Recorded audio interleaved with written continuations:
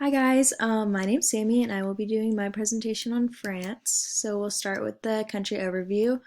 The location is in Western Europe between Italy and Spain, and then there's also 5 French overseas regions on top of that. The population is 67.8 million as of July of 2020, and then their current currency is the euro.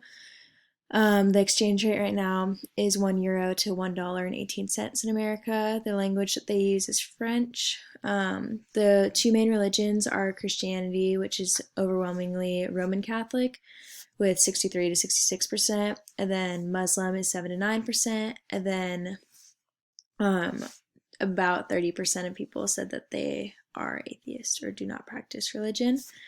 The GDP is 2.6 trillion USD and 44,100 USD per capita.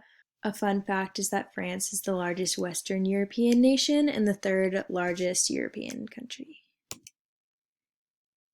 So politically, they operate on a semi-presidential republic.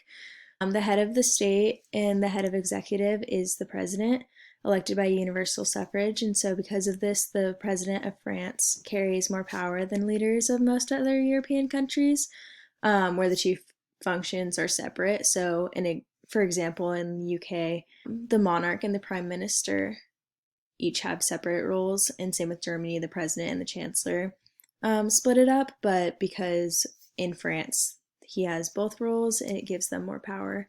And so the current president is Emmanuel Macron, and he appoints a prime minister who then forms a government. And so the current prime minister is Edouard Philippe. The legal system is civil law, and there is review of administrative but not legislative acts.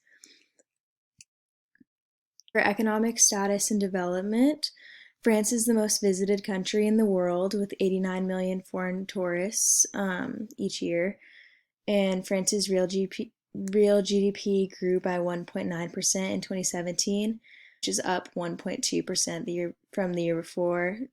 France's public finances have historically been strained by high spending and low growth. The GDP per capita, once again, is 44,100, which is 40th in the world. Major exports include machinery, transportation, equipment, aircraft, plastics, chemicals, pharmaceutical products, iron and steel, and beverages. And then their major imports are very similar: machinery, equipment, vehicles, crude oil, aircraft, plastics, and chemicals. Their cultural values and norms. So in corporate culture, they're really big on lunchtime being a time to rest, and usually they take 1 or 2 hours, and so it's considered unprofessional to try to schedule meetings during that time.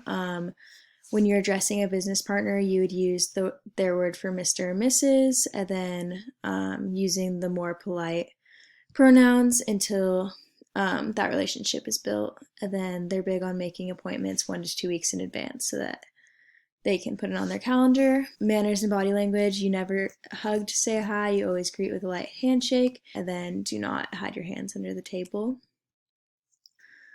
Global business opportunities: their top export partners are Germany, Belgium, Italy, Spain, UK, US, and Netherlands. And then the top industries, again, are machinery, chemicals, cars, metals, aircraft, electronics, and tourism.